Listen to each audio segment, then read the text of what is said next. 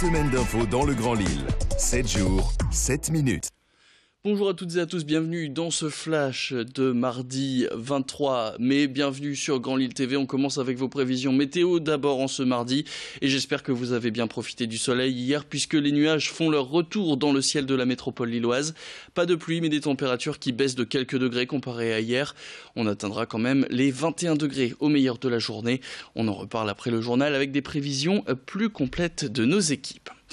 L'actualité, et on prend la direction de Roubaix et le lycée Turgot où un élève aurait asséné un coup de tête à la CPE de l'établissement. C'était jeudi dernier. D'après le principal que notre journaliste Xavier Silly a rencontré, l'élève aurait d'abord lancé de l'eau sur la CPE avant qu'elle ne le rappelle à l'ordre. L'élève en question est connu pour avoir des difficultés. Il serait suivi depuis 2 ans par cette CPE. CPE qui est d'ailleurs toujours abattue psychologiquement aujourd'hui. Cette nouvelle agression a poussé certains enseignants à exercer leur droit de retrait depuis.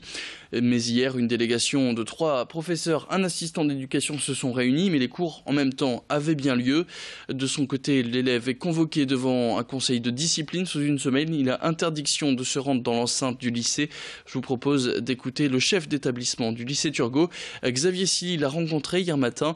Comme vous allez pouvoir l'entendre, il est complètement décontenancé devant cette nouvelle agression physique. Je rappelle que par le fait qui s'est passé, ce qui a touché principalement la conseillère principale d'éducation, c'est qu'elle dialogue avec les parents. Et le dialogue est positif, même si l'élève est un peu difficile, un peu instable. C'est surtout 2 ans de ce travail sur la longueur à petits pas qui ont d'une certaine façon été remis en cause. Et si on fait un conseil de discipline, on va le faire pour cet élève qui sera exclu de l'établissement. Pour nous, ce n'est pas une victoire, c'est pas etc.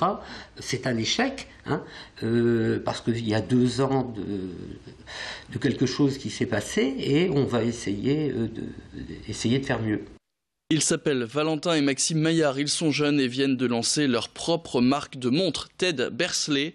Les 2 frères se sont lancés dans l'aventure il y a 2 ans. Aujourd'hui, ils gèrent tout de A à Z, depuis l'approvisionnement aux fournisseurs jusqu'à la création du site internet et leur communication.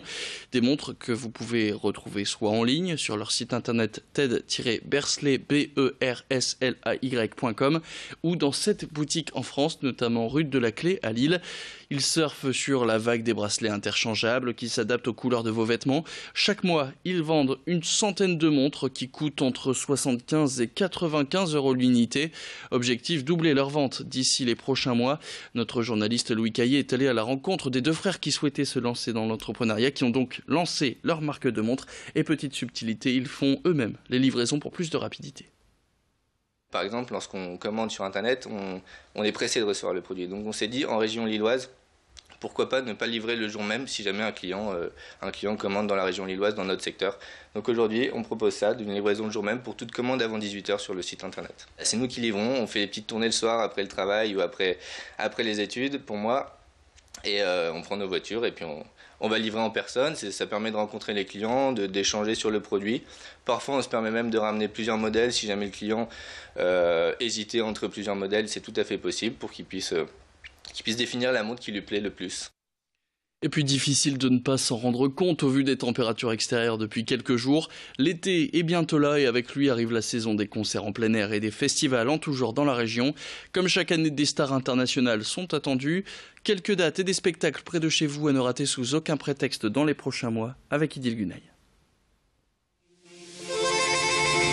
Cet été, les événements musicaux vont se succéder. Petit tour d'horizon des principales affiches qui brilleront sous le soleil des Hauts-de-France. Direction le stade Pierre-Mauroy avec le North Summer Festival les 24 et 25 juin. Martin Garrix, Ibrahim Malouf, Justin Bieber, Sting, ils seront tous là pour cette première édition. On reste au stade Pierre-Mauroy avec un concert exceptionnel en perspective, c'est celui de Céline Dion. La chanteuse québécoise aux millions d'albums vendus quitte pour un temps Las Vegas. Elle sera les 1er et 2 juillet à Villeneuve-d'Ascq.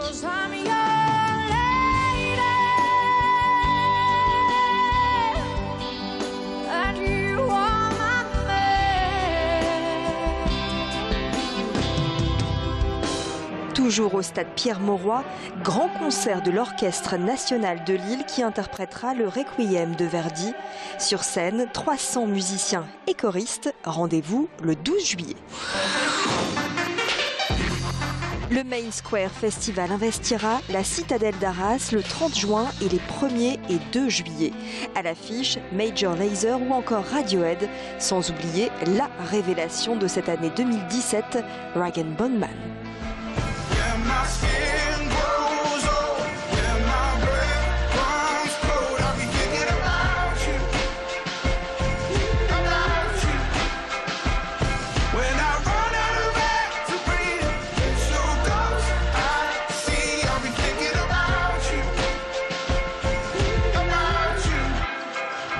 Et puis le festival de la Côte d'Opale se tiendra du 17 au 22 juillet.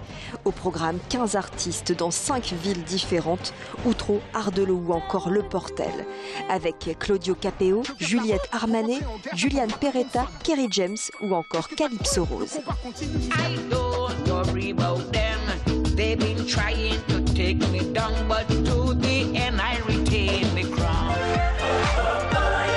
Cet été, assurément, ça va danser dans les Hauts-de-France. Il ne vous reste plus qu'à faire votre choix. Et puis on termine ce flash avec cette manifestation hier devant les locaux du bailleur social LMH Châteauroux. La CFDT, le syndicat majoritaire, a mobilisé environ 150 personnes. Des syndicats qui annoncent principalement 3 raisons à cette manifestation. D'abord, l'insécurité dans les résidences qui se fait de plus en plus grande. Les syndicats dénoncent des agressions physiques et verbales qui se multiplient lors des visites de logement. Les syndicats demandent un renforcement de sécurité et une prime de risque. Autre point, les primes de services annuels qui ne comprennent plus les accidents de travail et les congés exceptionnels. Enfin, dernier point, un pont du 14 août qui n'a pas été accordé lors des négociations annuelles. La direction de LMH a répondu par la négative à ces requêtes. Je vous propose qu'on écoute les 2 parties. Ce sera dans le prochain flash, une interview qui a été réalisée par Xavier Silly. Parce que là, c'est la fin de cette édition. Vous avez rendez-vous d'abord avec la météo. On fait un point sur vos conditions de circulation. Et quant à nous, on se retrouve donc dans le prochain quart d'heure. Très bonne matinée à tous sur Grand Lille TV.